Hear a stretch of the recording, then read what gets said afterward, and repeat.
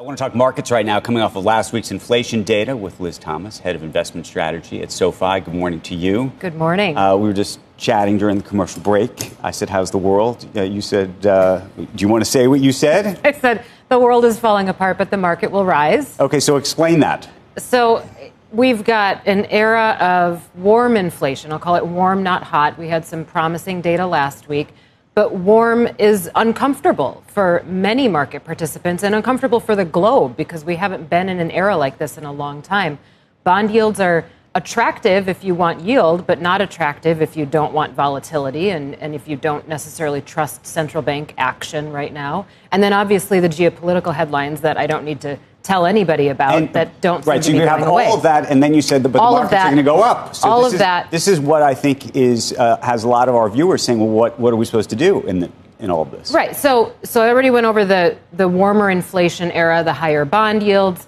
The portfolios of yesteryear are not working. They're not going to work. So you add something like commodities in, and you've got to hedge against some of that geopolitical risk that's affecting energy. You hope that the Fed doesn't raise rates. I'm on the side that I don't think they will in September. I don't think they will in October. I think the earliest possibility is December. Because you have one, in your calculus, there's one rate hike.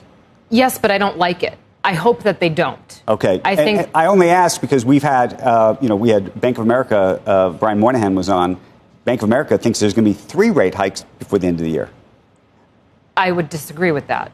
And I think it would look like a mistake if that were the case right now. Because, first of all, hiking rates doesn't add people to the labor force. And a lot of the inflation issue that we're having right now is a supply issue. Yes, we have very strong AI demand, but we also don't have enough supply to fulfill that demand. Hiking rates doesn't create more semiconductors. Mm-hmm. And we've got a supply issue in energy that we're all very aware of. Hiking rates does not create more oil through the Strait of Hormuz, right? So I think hiking rates at this point, although the economy is strong, it's stable, it's not overheating, in my opinion. GDP growth is not overheating. The labor market is not overheating. Consumer spending is not overheating.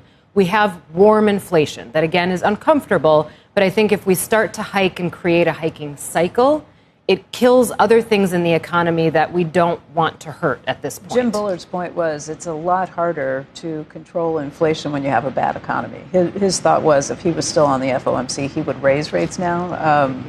I don't know about how many times. I don't know if it's 3 times. But to try and bring inflation down now, when you can do it without it being such a painful decision because the economy's in need of help as well. Yeah, and look, I respect Bullard. The Fed doesn't call me for my opinion, right? They're more likely to call him.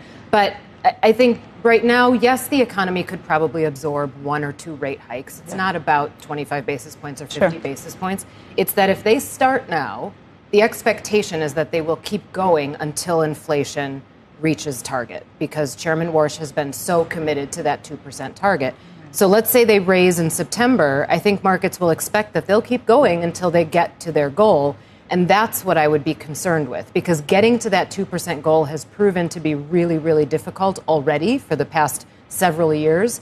I think we would have to hurt quite a few things in the economy to actually get there. So I would prefer we stay at this point, stay at this level, wait and see if things come down on their own while the economy remains strong.